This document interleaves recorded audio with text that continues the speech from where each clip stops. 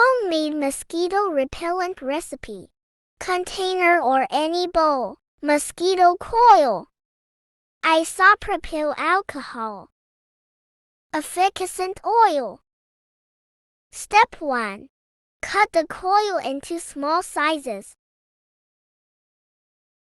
Step 2.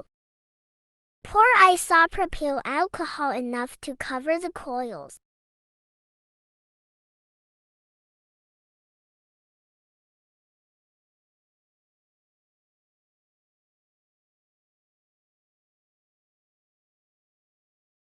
Step 3.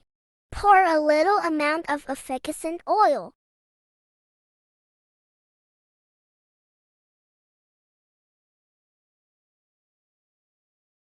Step 4.